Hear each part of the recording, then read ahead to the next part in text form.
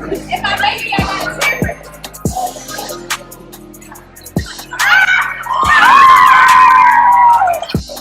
They got to work it. Yeah. Hey. Hello, it's your girl Key, and you have just tuned into my YouTube channel, the Captured by Key YouTube channel. Ooh, don't that sound like butter? You're like, girl, no, it don't. Anyways, I am so glad that y'all are back for another Wednesday with your girl. There have been a lot of cool things going on since I moved to the DMV. I don't even know why. I literally break out into song and dance all the time. But anyways, there's been a lot of cool stuff going on. But today I'm going to be telling you about why I moved to DC. And so I'm a historian, so I'm going to go ahead and take y'all back through my story. You ready? Let's do it. Bring it back in 10, 9, 8, 7, 6, 5, 4, 3, 2, 1, 0. Good morning. Good morning. All right, y'all. So as you saw, I did my YouTube promo video in Dallas because that's where I was raised, in Dallas, Texas, Triple D. I went to Lakeview Centennial High School, and that's where I graduated in 2011.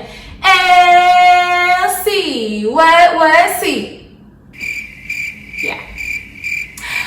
For college, I decided to go to the Xavier University of Louisiana in New Orleans, Louisiana.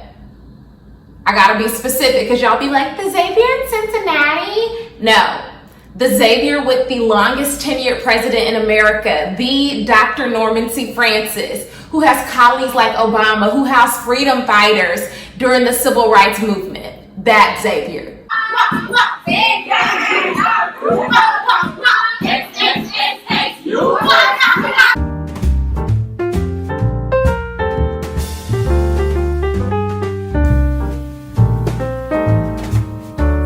When I originally went to Xavier, it was my goal to become a district attorney. Your girl wanted to be a district attorney originally. And so a large part of that came from my high school. Lakeview was a magnet school, and so we had a pre-law program. And so my last 2 years of high school, they had built a courtroom in the school. And so we would do a lot of mock trials, and it would emulate like what it would be like if you had gone to law school and had become a lawyer. And so I was super drawn to debates and trials. But I don't think that they really prepped me for what the day-to-day of a lawyer's life would look like. But I originally wanted to be a district attorney. So when I went to Xavier, I majored in history and then double minored in political science and philosophy.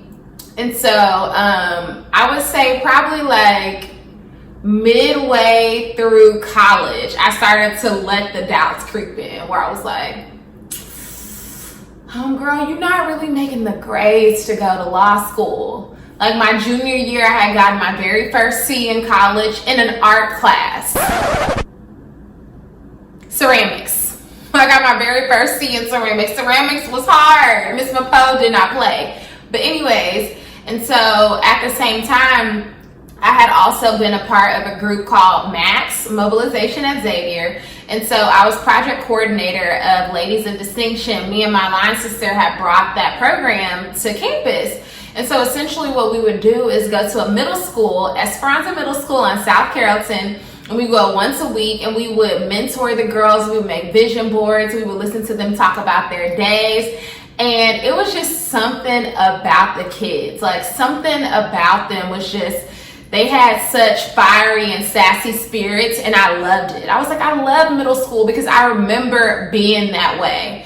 Not as advanced, but very much like knowing good and well my mama would pop me if she knew I was acting like that. But I really started to be drawn to like working with kids.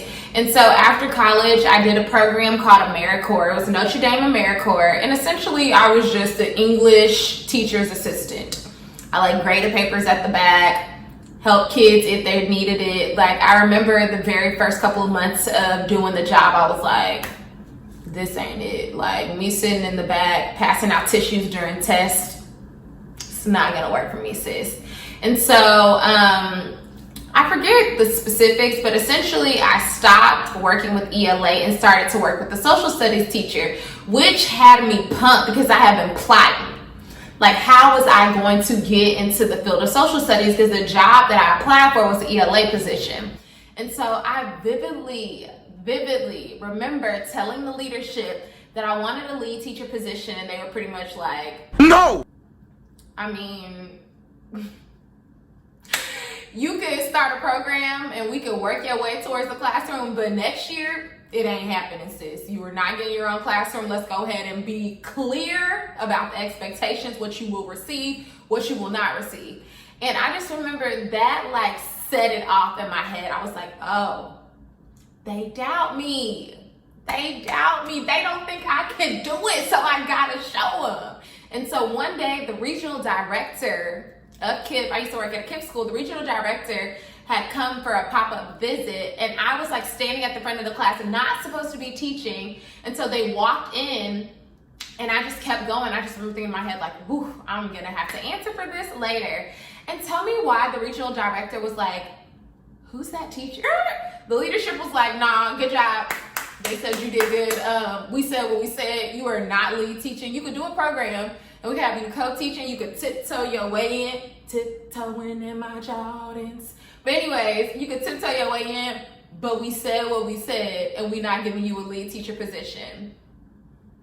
The very first year after they told me that, who ended the year as a lead teacher? Kiera Roberson, Miss Roberson. And so I had a chip on my shoulder, y'all. And there's something a little good about having a chip on your shoulder when you come in feeling like you have something to prove to people. Like, you have to be careful of not seeking so much validation for people because you have to clap for yourself. But I came in with a chip on my shoulder, like I'm gonna be the Kobe Bryant of teaching. That's how I felt. Good morning, Ms. Roberson. Who are we? We are the freedom fighters. Loud enough so Obama can hear it from the White House. Who are we? We are the freedom fighters. What is our duty? It's our duty to fight for our freedom. We have nothing to lose but our change. So after being told that I was not going to get a lead teacher position, they ended up offering me a lead teacher position midway through my first year of teaching. And so that really made me feel like I had something to prove because they told me I wasn't going to get that position. And so this wasn't the time for me to fall flat on my face, for them to be like, this is why we didn't want to give you a lead teacher position. And so I got to work. And something that I realized really quick is that I'm really great at building relationships, and I'm also really great at words of affirmation. And that looks a lot like, okay, girl, I see you writing that thesis like nobody ever wrote a thesis before. Yes, give them context.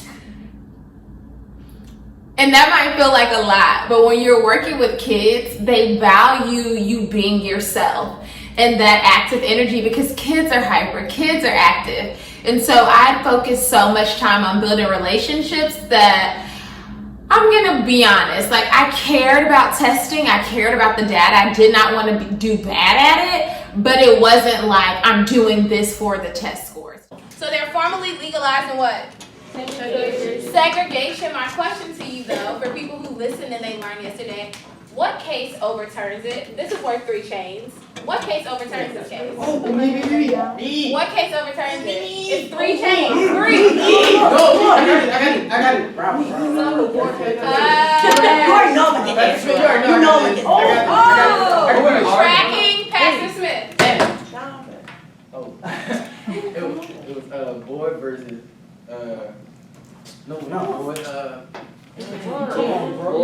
Infinity. You got it. You got it. Choose somebody to help you. What's our last name? Sir. Boyd versus Brown. Other way. Say it the other way. Brown versus Boyd. Brown versus Board of Education. I just remember being like, wow. Like, if this is what I do when I don't even fully like care about the scores just yet, then I'm on to something. At the same time, life is not linear. We are going through a lot of things. There's a lot of ups and downs, and the ups and downs are what teach you character. And so even though I was coaching cheerleading, planning K through 8 pep rallies, writing curriculum, getting great scores, I was still young and making mistakes, like not knowing how to be the greatest team player sometimes, not knowing how to be direct when I felt bothered about something. And so it took me getting fired from my first job. Getting fired was the shift that I needed to really push me forward in my career and my self-awareness.